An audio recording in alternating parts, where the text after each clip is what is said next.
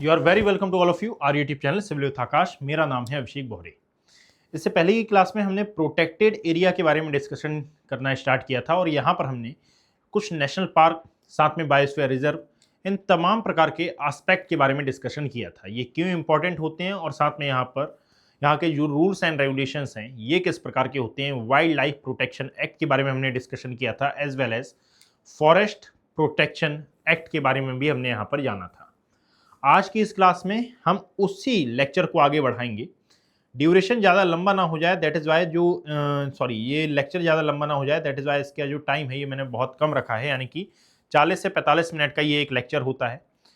फिर जब हम क्लाइमेट चेंज स्टार्ट करेंगे तो वहाँ पर इन लेक्चर्स का जो टाइम है ये मैं थोड़ा सा इंक्रीज़ कर दूंगा, यानी कि लगभग 1 आवर के आसपास इन लेक्चर की जो पूरी लेंथ है ये हुआ करेगी। कल की क्लास में हमने जिन टॉपिक्स को, यानी कि जो हमारी लास्ट क्लास थी बेसिकली सैटरडे की, उसमें हमने जिन टॉपिक्स को डिस्कस किया था ये थे इंडिया के प्रोटेक्टेड एरिया के बारे में।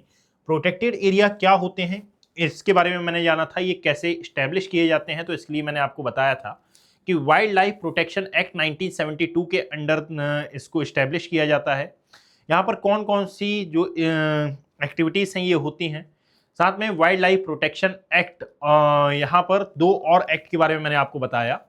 एक है फॉरेस्ट कंजर्वेशन एक्ट 1980 और दूसरा आता है एनवायरमेंटल प्रोटेक्शन एक्ट 1987। इन दोनों के बारे में डिस्कशन हुआ था। किस प्रकार से इन लॉज का, यानी कि जितने भी एनवायरमेंटल लॉज हैं उनका इवोल्यूशन हो रहा है over the period of time, और ये इवोल्यूशन क्यों हो रहा है इसके बारे में डिस्कशन आया था। साथ में वाइल्ड लाइफ को प्रोटेक्ट करने के लिए एक्चुअली में जिस जिस प्रकार के हम प्रयास करते हैं उनमें ये वाइल्ड लाइफ सेंचुरीज क्या हैं इसके बारे में हमने देखा था।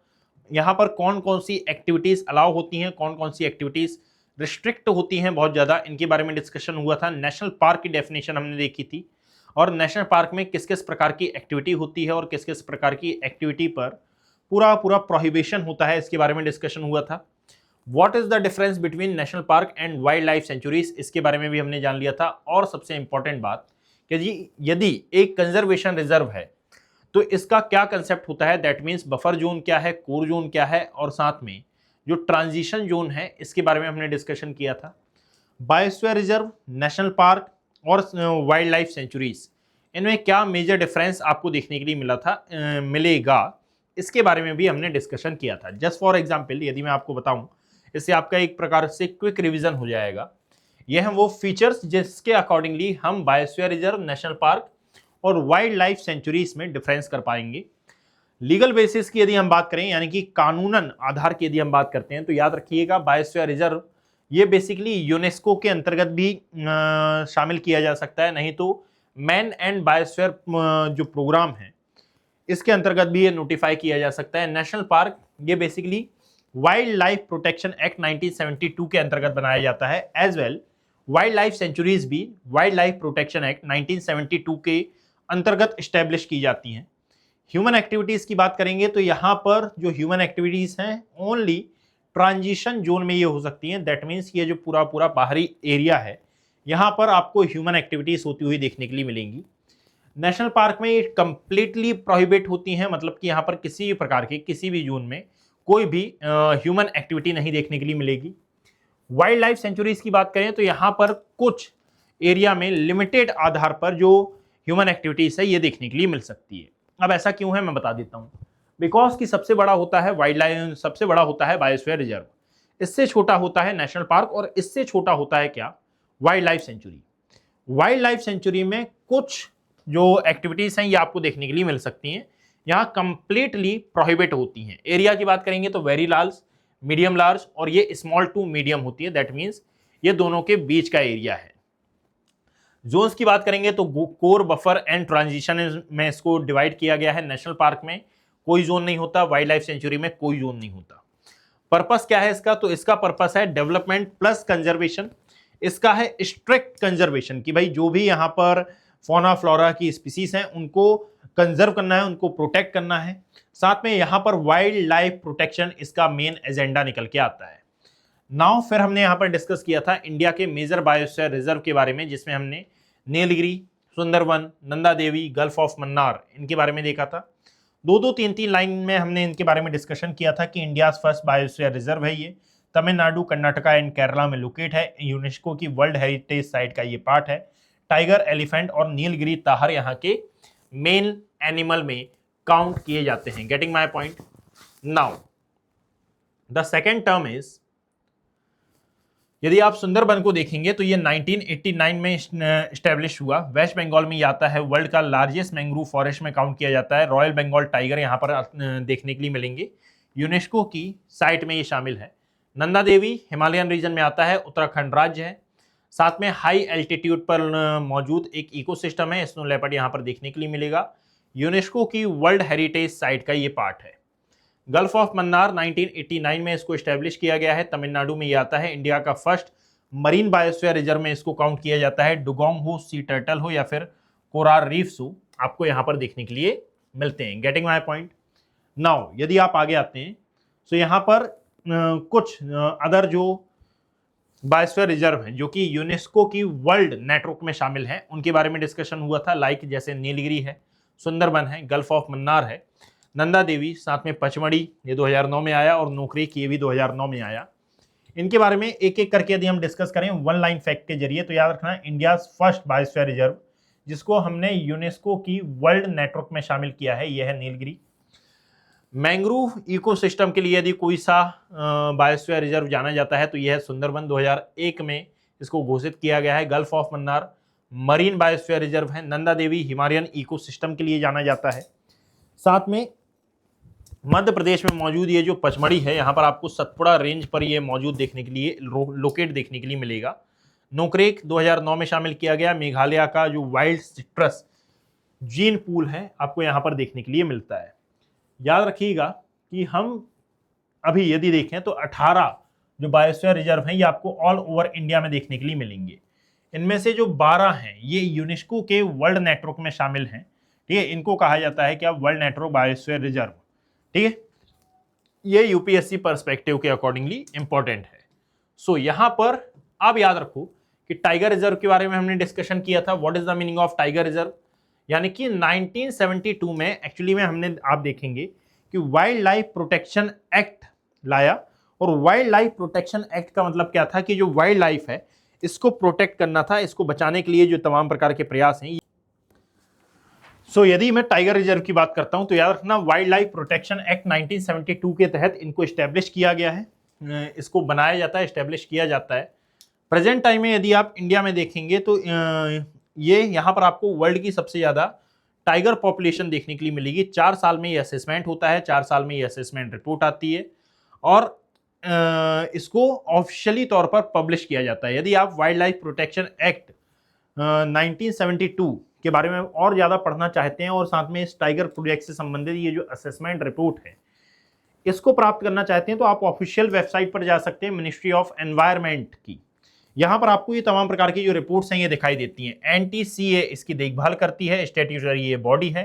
साथ में वाइल्ड लाइफ प्रोटेक्शन एक्ट 2006 में अमेंडमेंट करके ये इसमें बहुत सारे चेंजेस किए गए हैं। 4 ईयर में असेसमेंट रिपोर्ट आती है। और फर्स्ट टाइगर रिजर्व ये जिम कॉर्बेट नेशनल पार्क में आया था। लार्जेस्ट अभी जो है वो है नागार्जुन सागर सेल, जो श्री सैलम है आंध्र प्रदेश में, ये आपको देखने के लिए मिलेगा। Getting my point? नाउ आगे आइए। हमने ये भी डिस्कस किया था कि एक्चुअली में कौन कौन से टाइगर रिजर्व अक्सर न्यूज़ की हेडलाइन बने रहते हैं। इसके लिए मैंने आपको बताया था कि भाई एक है उत्तराखंड का Jim Corbett national park, because कि ये इसका जो नाम है ये चेंज हुआ है। इसका नाम चेंज होकर क्या हो गया है? Ramganga national park. क्या हो गया है? ये रामगंगा नेशनल पार्क इसका नाम हो गया है। रामगंगा नेशनल पार्क इसका नाम इसलिए रखा गया है बिकॉज कि यहाँ से एक रिवर फ्लो करती है by the name of Ramganga. Ramganga is a tributary of Ganga, so Ramganga is a part of Ganga river system. Kaziranga national park ये बहुत ज़्यादा चर्चा में रहता है क्योंकि ये अपने टाइगर्स के लिए भी जाना जाता है और साथ में अपना जो वन हॉर्न राइनो है इसके लिए भी जाना जाता है। यदि मैं बात करूं राइनो की तो याद रखना वर्ल्ड में बेसिकली राइनो की 2 सब स्पीसीज आपको देखने के लिए मिलेंगी बाय द नेम ऑफ, एक आती है हमारी Indian rhino and the second one is African rhino, आपको यहाँ पर देखने के लिए मिलेंगी। ये जो इंडियन राइनो है और अफ्रीकन राइनो है उन दोनों में मेजर डिफरेंस ये होता है कि इंडियन राइनो वन हॉर्न्ड है एंड ये 2 सींग वाले गैंडे में काउंट किया जाता है। याद रखना कि असल में इस अफ्रीकन राइनो को प्रोटेक्ट करने के लिए, इस अफ्रीकन राइनो को बचाने के लिए एक प्रकार का प्रोजेक्ट भी चलाया गया है। इस प्रोजेक्ट की यदि हम बात करें तो ये इसलिए इंपॉर्टेंट है क्योंकि इनका जो सींग है, इनका जो हॉर्न है, एक्चुअली में ये कई मेडिसिन बनाने में यूज होता है और इसीलिए इनका अवैध शिकार होता है, इलीगल इनकी हंटिंग होती है। इस इलीगल हंटिंग को रोकने के लिए जो अफ्रीकन नेशन है, इन्होंने एक प्रोजेक्ट चलाया कि इनके सींग में एक प्रकार का केमिकल इंजेक्ट करते हैं और इसके कारण इनका जो हॉर्न है ये एक्चुअली में बहुत ज्यादा विषैला हो जाता है, जहरीला हो जाता है, जिसके कारण इनकी इलीगल हंटिंग रोकी जा सकती है। ऐसा क्यों है? क्योंकि यदि मान लीजिए इनके हॉर्न के लिए इनका हंटिंग की भी गई और निकाल भी लिया गया और इससे मेडिसिन बन भी गई, तो ये बहुत ज्यादा हार्मफुल हो सकता है उनके लिए जो इलीगल हंटिंग कर रहे हैं। सो याद रखना कि ये जो काजीरंगा नेशनल पार्क है, यहाँ पर मिलने वाला जो राइनो है ये दो प्रकार का है, एक है इंडियन और एक है अफ्रीकन। इसमें जो अफ्रीकन राइनो है ये इसके ऊपर ये एक्सपेरिमेंट किया गया है और भारत में ये एक सींग वाला गैंडा मिलता है, अफ्रीका में हमारे कंपेरिजन में, यानी कि हमारे यहाँ के राइनोसोरस के कंपेरिजन में ज्यादा बड़ा, ज्यादा विशालकाय और इसके दो सींग आपको देखने के लिए मिलेंगे। बात समझे? वेस्ट बंगाल की यदि आप बात करेंगे तो यहाँ का जो सुंदरवन डेल्टा है ये अपने रॉयल बंगाल टाइगर के लिए जाना जाता है और रॉयल बंगाल टाइगर बेसिकली यदि पूरे वर्ल्ड में देखा जाए तो कहाँ का फेमस है? ये हमारे यहाँ रॉयल बंगाल टाइगर पाया जाता है और हमारे यहाँ का ही फेमस है। Getting my point now? अच्छा, सुंदरवन की यदि हम बात करें तो फैक्चुअल डेटा के अकॉर्डिंगली थोड़ी बहुत मैं बात करना चाहूंगा कि Sundarban delta actually mainly famous for, Sundarban mainly famous for mangrove forest. What is the meaning of mangrove forest? Mangrove forest का मतलब होता है खारे पानी की वनस्पति, जो कि बहुत विशालकाय तो नहीं होती, बट हाँ ये ना सुनामी के डिजास्टर मैनेजमेंट के फॉर्म में काम करती है। सुनामी का जो डिजास्टर मैनेजमेंट होता है उसके तौर पर। साथ में यदि मैं सुंदरवन डेल्टा की बात करता हूं, सुंदरवन की बात करता हूं, तो सुंदरवन का नाम सुंदरवन डेल्टा के नाम पर रखा गया है। यहाँ पर आपको सुंदरी नामक जो वृक्ष हैं ये भी देखने के लिए मिलेंगे। बात की जाए मध्य प्रदेश की तो यहाँ पर बांधवगढ़ है, ये भी अपने जो टाइगर है, टाइगर प्रोटेक्शन है, इसके लिए जाना जाता है। Kanha is a very very very very very famous for tiger protection या फिर टाइगर रिजर्व प्रोजेक्ट। राजस्थान का रणथंभौर फेमस है, राजस्थान का ही नागरहोल भी फेमस है। कर्नाटक, अरे एक सेकेंड, नागरहोल ये आपको कर्नाटका में देखने के लिए मिलेगा, इसको कट करो, ठीक है। साथ में केरला का पेरियार है, आंध्र प्रदेश का नागार्जुन सागर श्रीशैलम है और मध्य प्रदेश का पन्ना टाइगर रिजर्व है। इसके अलावा और भी कई टाइगर रिजर्व आपको ऑल ओवर इंडिया में लोकेट देखने के लिए मिलेंगे। Critical tiger habitat, the core zone inside a tiger reserve where tiger breeding activities take place. It is considered an inviolate area in the buffer zone. Eco development and community right continue. ठीक है, यानी कि क्या क्या इसमें होता है, क्या क्या नहीं होता, इसके बारे में यहाँ पर एक दो लाइन दी गई थी। It's okay. प्रोजेक्ट एलिफेंट के बारे में जो हमारा डिस्कशन हुआ था, इसमें मैंने बताया था कि 1992 में ये स्टार्ट किया गया था। क्यों? क्योंकि ये जो एलिफेंट है ये भी एक प्रकार की की स्टोन स्पीसी में काउंट किए जाते हैं और keystone species basically majorly important for our पूरा का पूरा जो इकोसिस्टम है उसके लिए। 1992 में जो ministry of environment, forest and climate change है, इसने इसको स्टार्ट किया था। इसका उद्देश्य था कि जो एलिफेंट है इनके हैबिटेट को प्रोटेक्ट करना और इनका जो माइग्रेशन कॉरिडोर है इसको प्रोटेक्ट करना। करेंटली हमारे यहाँ 39 एलिफेंट रिजर्व्स हैं और ये 14 स्टेट्स में फैले हुए हैं, जिनमें से सबसे ज़्यादा रिजर्व आपको आसाम में देखने के लिए मिलेंगे, 5 के आसपास। और याद रखो कि एक्चुअली में एलिफेंट को नेशनल हेरिटेज एनिमल में काउंट किया जाता है। मेजर एलिफेंट रिजर्व की यदि आप बात करोगे तो मयूरभंज है उड़ीसा का, सिंहभूम है झारखंड का, नीलगिरी है तमिलनाडु और कर्नाटका में, ब्रह्मगिरी, नीलगिरी, ईस्टर्न घाट ये लार्जेस्ट कॉरिडोर है और ये भी यूपीएससी के पर्सपेक्टिव से काफी ज्यादा इंपॉर्टेंट है एलिफेंट प्रोजेक्ट। नाउ हम बात करते हैं प्रोटेक्टेड एरिया की। What is the meaning of protected area?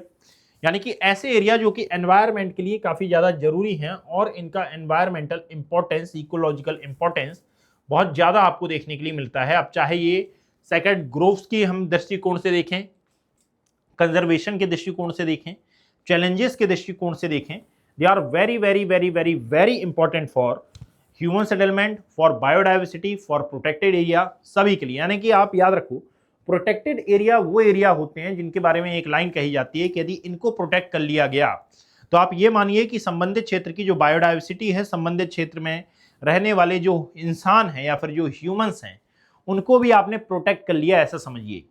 That is why ये जो प्रोटेक्टेड एरिया है इनका निर्माण किया जाता है। व्हाट विल वी स्टडी, तो यहाँ पर याद रखना हम इन सीटू एक्स-सीटू इनके चैलेंजेस और साथ में जो गवर्नमेंट इनिशिएटिव है इसके बारे में, सैडर ग्रोव्स के बारे में हम जानेंगे, इन तमाम प्रकार की चीज़ों के बारे में हम डिस्कस करेंगे। सैडर जो सैडर ग्रोव्स होते हैं या फिर सेकर्ड जो फॉरेस्ट होते हैं इनका मतलब क्या होता है। देखो यार, सिंपल सी बात है कि ना वर्ल्ड में आपको दो प्रकार के जो फॉरेस्ट हैं ये देखने के लिए मिलेंगे, या फिर there are 3 types of forest. ये 3 टाइप्स ऑफ फॉरेस्ट कौन से आते हैं, तो एक तो वो वन क्षेत्र हैं जिनको कभी ना कभी क्षति पहुंचाई गई है, यानी कि ये डिफॉरेस्टेशन का क्या हुए हैं, शिकार कभी ना कभी हुए हैं। और यदि ये डिफॉरेस्टेशन का शिकार हुए हैं तो इनको रोकने के लिए किसी ना किसी प्रकार का प्रयास भी किया गया होगा। देखना, जब आप नॉर्थ ईस्ट में जाओगे ना तो नॉर्थ ईस्ट में अक्सर जो फॉरेस्ट एरिया हैं इनकी कटिंग पर प्रतिबंध लगाया जाता है, प्रोहिबिशन लगाया जाता है। और ये जो प्रोहिबिशन है ये क्यों लगाया जाता है, क्योंकि नॉर्थ ईस्ट में कई ऐसे एरिया मिलेंगे जहां पर फॉरेस्ट की पूजा की जाती है। दैट मीन्स कहने का अभिप्राय ये कि इनको रिलीजियस एक्टिविटी से जोड़ा जाता है, रिलीजियस एक्टिविटी से। साथ में इनको कई बार आप देखोगे कि इनके नीचे इस प्रकार के जो क्रियाकलाप हैं यानी कि भगवान की पूजा वगैरह होते हैं ताकि इनको प्रोटेक्ट किया जा सके। राजस्थान में भी ऐसा होता है कि भाई ये जो विष्णुई समुदाय है ना, आप देखना कि विष्णुई समुदाय का जो नाम है इसमें से लॉरेंस बिश्नोई का जो नाम है ये कई बार सलमान खान से डायरेक्टली कनेक्ट करके जोड़ा जाता है। वाई, क्योंकि याद रखो कि असल में ये प्रकृति प्रेमी होते हैं। ये जो ब्लैक बक का एक प्रकार से शिकार किया था ना सलमान खान ने और साथ में उनके जो दोस्त यार थे उन्होंने, इसलिए दुश्मनी है क्योंकि ये ब्लैक बक को अपने बच्चे जैसा मानते हैं। सो यहां पर याद रखना, जब आप सेकंड वन के बारे में पढ़ते हो तो ये बहुत ही ज्यादा इंपॉर्टेंट और बहुत ज्यादा बड़ा टॉपिक है क्योंकि यहां से एनिमल्स के बारे में भी डिस्कशन आता है। बट हमारे पास टाइम की कमी होने के कारण और साथ में इसका डिस्कशन हम प्रिलिमिनरी पॉइंट ऑफ व्यू से कर रहे हैं, इस कारण से यदि एक लाइन में मैं बोलूं तो sacred groves are forest area that local communities protect because of religious and cultural belief. ठीक है, यानी कि वनों का एक ऐसा क्षेत्र जिसको लोकल कम्युनिटीज के द्वारा प्रोटेक्ट किया जाता है, या तो उसका रिलीजियस इंपॉर्टेंस होता है या फिर उसका कल्चरल इंपॉर्टेंस आपको देखने के लिए मिलेगा। This is one of India's oldest community based conservation practices. यानी कि आप देखना कि किसी भी चीज को यदि इंडिया में प्रोटेक्ट किया जाना है, किसी भी चीज को बचाना है, तो इंडिया में एक कल्चर है कि भाई उसको रिलीजन के साथ जोड़ दो। रिलीजन के साथ जोड़ने में होता यह है कि लोगों की एक आस्था उनसे जुड़ जाती है, लोगों की एक मानसिकता बन जाती है कि भाई इसको मत छुओ बिकॉज कि ये रिलीजन से डायरेक्टली कनेक्टेड है। और इसीलिए कई वन क्षेत्रों को बचाने के लिए, कई बार डिफॉरेस्टेशन को रोकने के लिए यहाँ पर रिलीजियस और साथ में कल्चरल बिलीफ की जो भावना है ये पैदा की जाती है। और इसके प्रोटेक्शन के लिए वॉलंटरी जो लोकल कमिटीज हैं ये खड़ी होती हैं। हंटिंग, ट्री कटिंग और साथ में जो डिस्टर्बेंस है ये प्रोहिबिट होता है और गवर्नमेंट भी इस का उल्लंघन नहीं करती बिकॉज कि यहाँ पर रिलीजियस और कल्चरल जो इंपॉर्टेंस है ये बिलीफ सिस्टम का पार्ट है। They function as biodiversity hotspot independent of government law, community law applies. यानी कि यहाँ पर गवर्नमेंट लॉ भी एप्लीकेबल होते हैं और जो कम्युनिटी लॉ हैं ये भी एप्लीकेबल आपको देखने के लिए मिलेंगे। एग्जाम्पल यदि आप देखेंगे तो नॉर्थ ईस्ट में ये ज्यादा दिखाई देते हैं, मेनली मेघालय में जो लॉ किंतोंग है यानी कि खासी कम्युनिटी ने इसको बनाया है। केरला का कावुस मिलेगा, गॉडेस ग्रोव्स हैं ये, और साथ में राजस्थान का जो ओरांस है ये बिश्नोई कम्युनिटी जिनको प्रोटेक्ट करती है। ये बिश्नोई कम्युनिटी राजस्थान में बहुत ज्यादा फेमस है। Is that clear?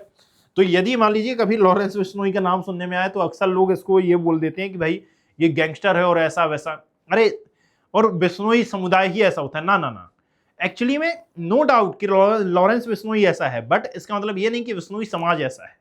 एक्चुअली में उसके ऊपर मैं एक डेडिकेटेड वीडियो पहले बना चुका हूं, मैं दोबारा उसको बनाऊंगा और उस वीडियो को जरूर देखना। This video is basically important for your internal security purposes.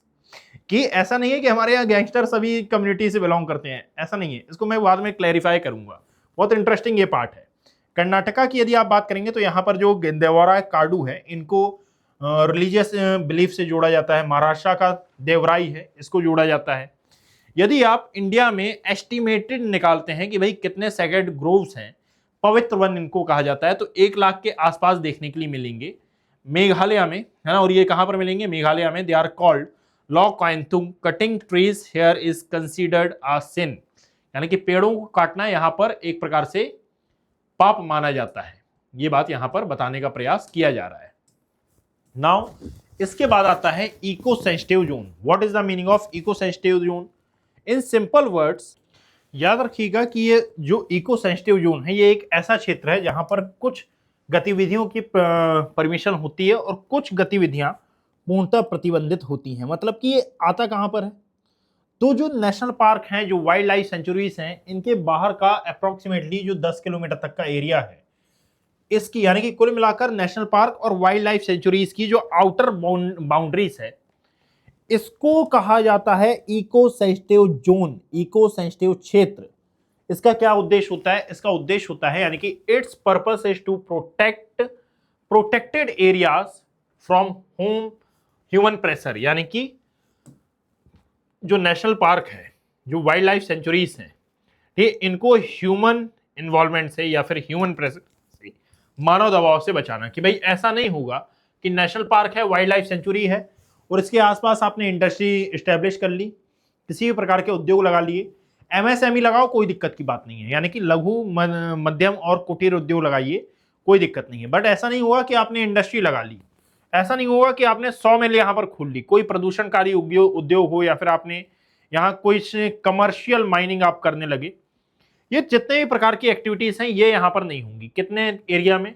तो किसी भी नेशनल पार्क और वाइल्ड लाइफ सेंचुरी के 10 किलोमीटर का जो एरिया होता है, 10 किलोमीटर रेडियस का जो एरिया होता है, वहां पर ये जो एक्टिविटीज हैं इन पर पूर्ण प्रतिबंध होगा, निषिद्ध गतिविधियां हैं। ये क्या हो सकता है? तो याद रखो, it the supreme court order that minimum 1 kilometre eco sensitive zone is mandatory around every protected area. मतलब कि 10 किलोमीटर मैक्सिमम है और 1 किलोमीटर जो है ये मिनिमम है। कम से कम 1 किलोमीटर के दायरे में तो ये कोई भी एक्टिविटी नहीं होनी चाहिए। क्या हो सकता है? तो इको टूरिज्म यहां पर आपको देखने के लिए मिल सकता है, जो बायो एग्रीकल्चर है या एग्रो एग्रीकल्चर है, ये हो सकता है। गैर प्रदूषणकारी लघु उद्योग यहां पर स्टैब्लिश हो सकते हैं, वर्षा जल संचयन हो सकता है और निरंतर जो कृषि है ये हो सकती है। दैट मीन्स जमीन से जुड़े हुए जो व्यवसाय हैं ये हो सकते हैं। ये वो चीजें हैं, ये वो एक्टिविटीज हैं, वो गतिविधियां हैं जो कि इको सेंसिटिव जोन या फिर किसी भी एनवायरमेंट या फिर किसी भी प्रोटेक्टेड एरिया के लिए हार्मफुल नहीं है। दैट इज वाई इनको परमिट किया गया है। सुप्रीम कोर्ट ने 2022 में एक ऑर्डर दिया था कि 1 किलोमीटर का जो एरिया रहेगा, at least 1 kilometre ESZ is mandatory around every national park और wild life sanctuary. State rise objection to this specially Kerala and Goa. देखो, सुप्रीम कोर्ट ने 2022 में एक ऑर्डर दिया कि किसी भी नेशनल पार्क और वाइल्ड लाइफ सेंचुरी के 1 किलोमीटर के रेडियस में जो ये रिस्ट्रिक्शंस हैं ये मैंडेटरी रूप से फॉलो किए जाए। केरला और गोवा ने इसका विरोध किया। ये बोलते हैं कि भाई, एक तो गोवा का विरोध करना जायज भी था क्योंकि गोवा बोलता है यार मैं इतना छोटा स्टेट, मेरे यहाँ यदि आप देखोगे तो ये रूल्स फॉलो नहीं हो सकते। केरला ने इसका विरोध किया क्योंकि केरला चाहता था कि भाई मैं ज्यादा से ज्यादा इंडस्ट्रियलाइजेशन करूं और अपने यहाँ जो व्यवसाय हैं उनको बढ़ाऊं। दैट इज वाई इसका विरोध किया गया था। सो आप याद रखो, ये इको सेंसिटिव जोन के अंतर्गत काउंट किया जाएगा। आफ्टर ऑल फिर आता है BHS। What is the meaning of BHS? भारतीय, अच्छा वो तो BNS होता है, सॉरी मैं मजाक में भारतीय न्याय संहिता बोलने वाला था। Biodiversity heritage site. What is the meaning of biodiversity heritage site? तो जो अमेंडमेंट हुआ था एक्चुअली में, बायोलॉजिकल डाइवर्सिटी एक्ट एक आया था 2002 में, इसमें जो सेक्शन 37 था, इस सेक्शन 37 में बायोडाइवर्सिटी हेरिटेज साइट्स के बारे में बताया गया है। तो यहां लिखा हुआ है, under section 37 of the biological diversity act 2002, state government can declare an area as a biodiversity heritage site to protect local diversity. Declaration कैसे होगा इसका? तो स्टेट गवर्नमेंट नोटिफाई करेगी, रिकमेंडेशन ये करेगी और साथ में स्टेट ही क्या कर देगी, बायोडाइवर्सिटी को, स्टेट का जो बायोडाइवर्सिटी बोर्ड है ये इसको डिक्लेयर कर देगा। स्टेट गवर्नमेंट बोलती है कि भाई XYZ एरिया में हमको लगता है, नोटिफाई ऑन द रिकमेंडेशन कि भाई हम रिकमेंडेशन भेज रहे हैं, आप इस एरिया को क्या बना दो, बायोडाइवर्सिटी हेरिटेज साइट बना दो। तो स्टेट बायोडाइवर्सिटी जो बोर्ड है ये इसको डिक्लेयर कर देगा। जैसे कर्नाटका में यदि आप देखेंगे तो नल्लूर जो टैमारिंड ग्रोव है कर्नाटका का, इसको 2007 में पहला बायोडाइवर्सिटी हेरिटेज साइट बनाया गया है और यहीं पर यदि आप देखेंगे तो जो काकरे बेल्लूर है कर्नाटका का, यहाँ पर पेलिकन ब्रीडिंग साइट भी है, ठीक है, यानी कि प्रजनन केंद्र है उसका। सब इसकी इंपॉर्टेंस क्या होती है, तो area with unique well defined significant biodiversity including rare species, keystone species and wide relative of crops, यानी कि यहां आपको कीस्टोन स्पीसी भी देखने के लिए मिलेंगी, रेयर स्पीसीज भी देखने के लिए मिलेंगी, और वाइल्ड रिलेटिव जो क्रॉप्स हैं यानी कि जंगलों में उगने वाली जो वनस्पतियां हैं, या फिर यूं कहा जाए कि जो फसलें हैं, ये भी आपको देखने के लिए मिलती हैं यहाँ पर। They are very very very very very important for our biodiversity, ecosystem, everything, everything means everything. Zoological park की यदि आप बात करेंगे तो अब यहाँ पर आवा, ये हम XC2 कंजर्वेशन में आ गए हैं। Zoological park is a major to for XC2 conservation. याद रखना कि अभी ना एक जो जूलॉजिकल पार्क है ये बहुत ज्यादा चर्चा में है, इसका नाम है वनतारा। क्या नाम है ये? वनतारा। ये अनंत अंबानी का है, गुजरात में ये ओपन हुआ है। इसको लेकर बहुत सारे जो डिस्प्यूट हैं ये भी हुए थे, बट याद रखो कि Vantara basically very famous for your UPSC preliminary examination. So zoological park किसमें काउंट किया जाता है? XC2 कंजर्वेशन में। Zoological park are not only for entertainment but are scientific centre for XC2 conservation. Central zoo authority CZA इसको कहा जाता है, regulates them under the wild life protection act 1972। Wild life protection act 1972 के अंतर्गत ही इसको रखा जाता है। यहाँ पर क्या होता है, तो कैप्टिव ब्रीडिंग होती है। कैप्टिव ब्रीडिंग में ये जो एंडेंजर्ड स्पीसीज हैं इनको बचाने का काम होता है, सच एज रेड पांडा, और साथ में जो घड़ियाल है, वर्चर हैं, इनको बचाने का प्रयास हो रहा है।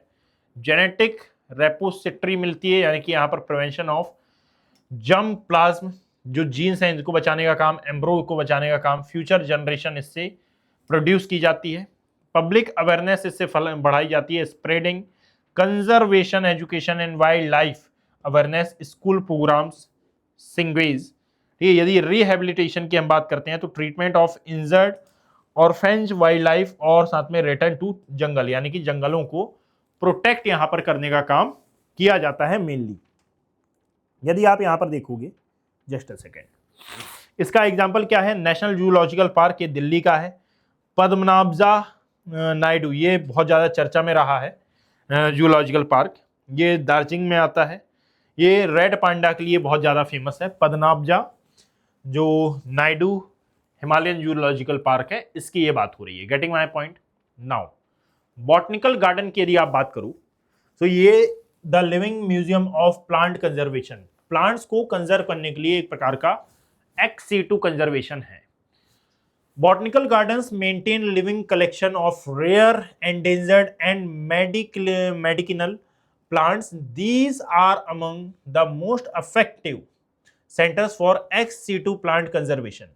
इसके कुछ एग्जाम्पल हैं, जैसे इंडियन बॉटनिकल गार्डन, ये हावड़ा में आता है, कोलकाता में, नाम सुना होगा आपने। यहाँ पर 250 साल पुराने और 12,000 से ज़्यादा जो स्पीसीज हैं ये आपको देखने के लिए मिलेंगी। किसकी? प्लांट्स की। लाल बाग बॉटनिकल गार्डन की यदि हम बात करें तो ये बेंगलोर में लोकेट है। आचार्य जगदीश चंद्र बोस बॉटनिकल गार्डन ये है। ट्रॉपिकल जो botanic garden and research institute है, ये केरला में लोकेट है। बॉटनिकल गार्डन के बारे में याद रखिएगा कि यहाँ पर मेनली जो डुअल सिक्योरिटी प्लांट्स डाइवर्सिटी है ये देखने के लिए मिलेगी, बहुत ज़्यादा इंपॉर्टेंट होते हैं फॉर जो प्लांट डाइवर्सिटी है इसको बचाने के लिए। फिर आता है सीड बैंक। सीड बैंक का मतलब है, सीड बैंक स्टोर सीड्स यानी कि बीज, ठीक है, या तो बीज हो सकते हैं या फिर टिश्यूज हो सकते हैं। Seed banks store seeds for a long time under controlled temperature and humidity. This is the most scientific way to prevent genetic erosion. ये सबसे बेहतरीन तरीका है। ये असल में होता ये है कि भाई जो क्रॉप्स के बीज होते हैं इनको कलेक्ट किया जाता है, इनको प्रोसेस किया जाता है, यानी कि इनकी क्लीनिंग होती है, इनको सुखाया जाता है और क्वालिटी टेस्टिंग इनकी की जाती है।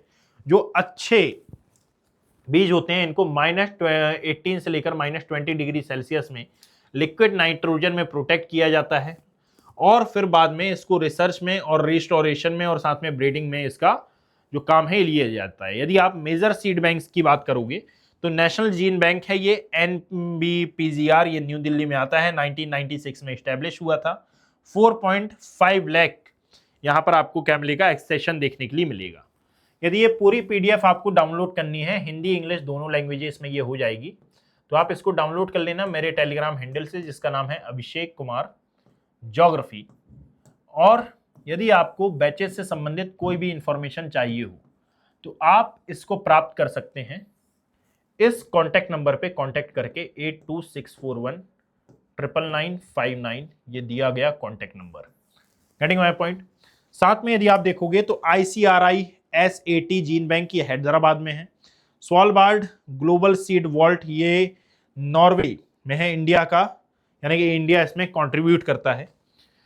याद रखना जीन बैंक क्यों नेसेसरी है कि protection of crop diversity from climate change. Climate change के कारण ये जो क्रॉप डाइवर्सिटी है ये बहुत ज़्यादा कम हो रही है, इसको प्रोटेक्ट करने के लिए जरूरी हो जाता है कि हम सीड बैंक को ओपन करें और इनको अच्छे से हम रेगुलेट करें। जस्ट फॉर एग्जाम्पल, आपने एक समय पर देखा होगा कि जो छत्तीसगढ़ वाला रीजन है यहाँ पर 50,000 से ज़्यादा किस्में मिलती थी राइस की, आज यहाँ पर उतनी ज़्यादा किस्में नहीं मिलती हैं। दैट इज वाई ये इनको वापस से रीजनरेट किया जा सके, इसके लिए जरूरी हो जाता है।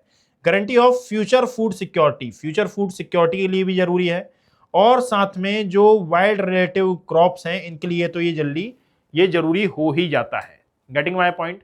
नाउ आगे आते हैं, बट इसके कुछ चैलेंजेस हैं, और ये क्या है, हैबिटेट लॉस, यानी कि जो बायोडाइवर्सिटी कंजर्वेशन है। यदि आप यहां पर देखोगे तो कुछ चैलेंजेस आपको देखने के लिए मिलेंगे, और ये चैलेंजेस क्या हैं, ये चैलेंजेस वो चैलेंजेस हैं जो कि हर एक क्षेत्र में काम करते हैं। मतलब कि संरक्षित क्षेत्रों पर अभी वर्तमान में एक बड़ा खतरा मंडरा रहा है, और यदि इस बड़े खतरे की बात करें तो इसमें एक जो सबसे इंपॉर्टेंट है यह है habitat loss, the biggest threat to protected area. Habitat loss का मतलब ये होता है कि भाई जितने भी जंगल हैं, जितने भी माउंटेन्स हैं, हम इनको नष्ट कर रहे हैं। यहाँ पर हम सी फेज हैं, यहाँ पर हम देखोगे आप कि बहुत सारी जो होटल्स हैं, जो माउंटेन व्यू होटल्स हैं, फ्लैट्स हैं, इंफ्रास्ट्रक्चर्स हैं, ये बना रहे हैं, और इनके डेवलप होने के कारण याद रखो कि जो इनका सिग्निफिकेंस है ये तो कम हो ही रहा है।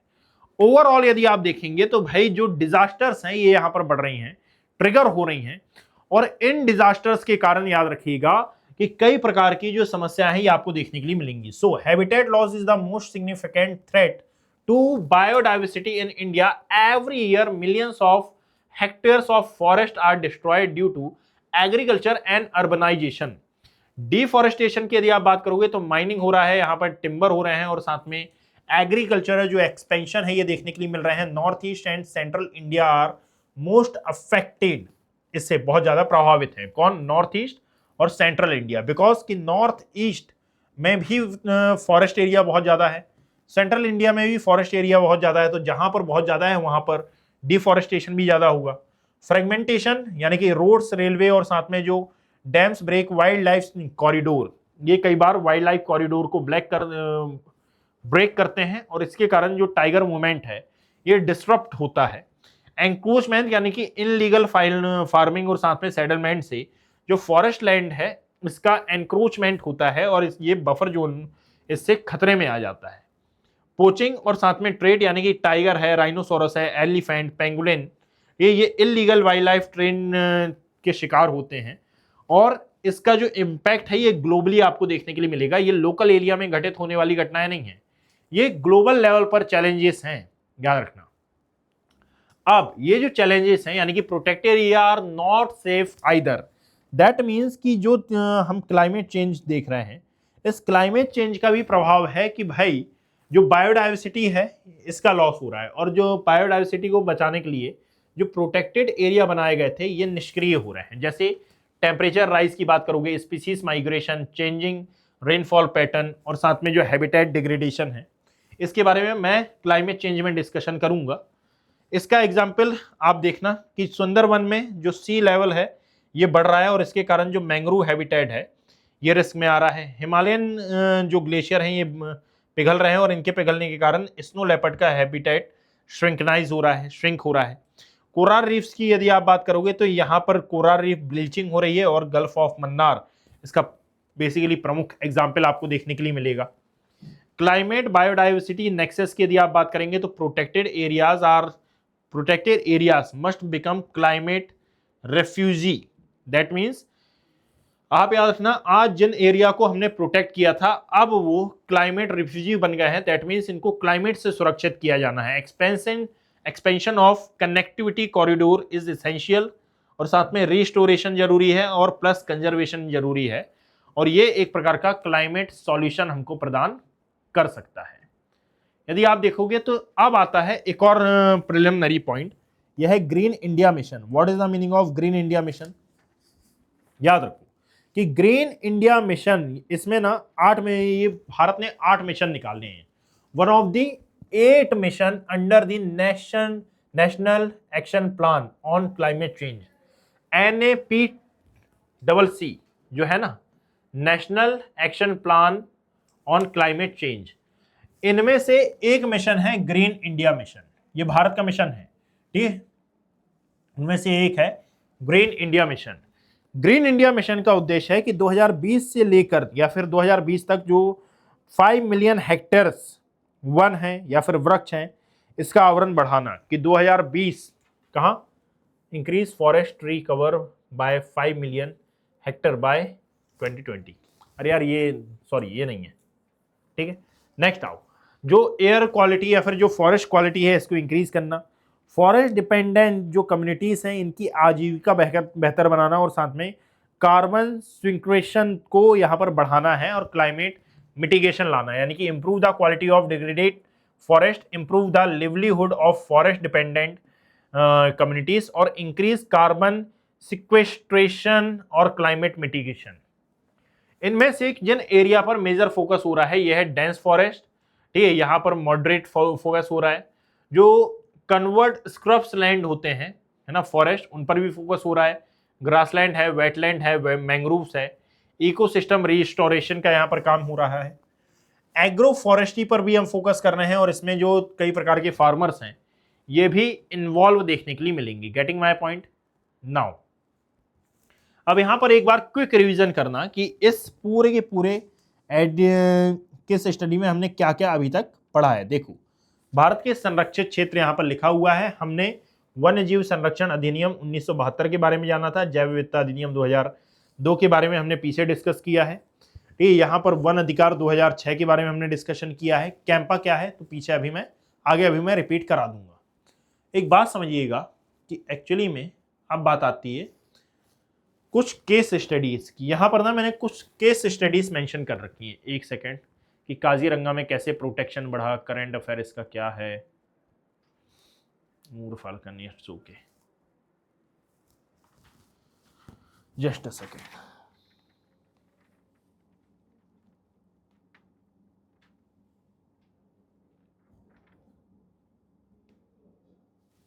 हाँ देखिएगा, कुछ करंट अफेयर है यहां पर, इसको एक बार हम मार्क करते हैं। क्या आपने चीता री इंट्रोडक्शन प्रोजेक्ट के बारे में सुना होगा? क्या था ये कि 2022 में ना 8 चीतों को एक्चुअली में हमने नामीबिया से कूनो नेशनल पार्क में शिफ्ट किया था। ये मध्य प्रदेश के शिवपुरी में स्थित है। और 2023 में हमने 12 और चीतों को साउथ अफ्रीका से लाकर यहाँ पर शिफ्ट किया था। कुछ की यहाँ पर डेथ हो गई थी और कुछ अभी भी जीवित हैं और ये रिप्रोड्यूस कर रहे हैं और नए नए क्यूब्स को ये जन्म दे रहे हैं। तो एक तो जो चीता है ये चर्चा में है। टाइगर सेंसस 2022 में आया था, 4 साल में ये रिलीज किया जाता है। प्रेजेंट टाइम में यदि टाइगर पॉपुलेशन की बात करोगे तो 3682 से ज्यादा हो गई है, लगभग an increase of 200 plus compare to 2018 के कंपैरिजन में 200 टाइगर यहां पर बड़े थे। मध्य प्रदेश को टाइगर स्टेट का दर्जा दिया जाता है बिकॉज कि यहां पर जो पॉपुलेशन है ये सबसे ज्यादा है। अमूर फाल्कन कंजर्वेशन ये भी चर्चा में था, नागालैंड का ये है। नागालैंड का ये डुआंग लेक है, उस एरिया में ये आपको देखने के लिए मिलेगा। Community stop the mass hunting of the Amur falcon, now it has become a hub of eco tourism. EIZ controversy क्या है इसमें? सुप्रीम कोर्ट का ऑर्डर आया है 2022 में। Supreme court's order that a 1 kilometre eco sensitive zone around all protected areas is mandatory. Kerala, Goa and Karnataka objected to this. The case is still ongoing. बात समझ में आ रहे हो? ठीक है, मैंने ESZ में इसके बारे में डिस्कशन किया है।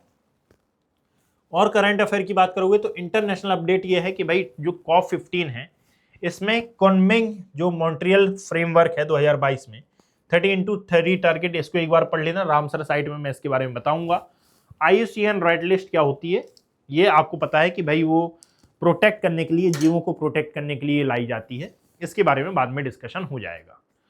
याद रखो कि मैं इस वीडियो की जो लेंथ है ये मैं सीमित रख रहा हूं ताकि आप इसको अच्छे से अटेंड कर पाएं और साथ में शुरू से लेकर अंत तक अवश्य देखें और साथ में 2 बार इसको देखें ताकि आपका रिवीजन अच्छे से हो सके। This is very very very very very important for your UPSC preliminary examination as well as state PCS examination. So इसको ज़्यादा से ज़्यादा स्प्रेड करें, शेयर करने का प्रयास करें। बाकी मिलते हैं नेक्स्ट वीडियो से, हम क्लाइमेट चेंज को स्टार्ट करेंगे। Thank you, have a great day.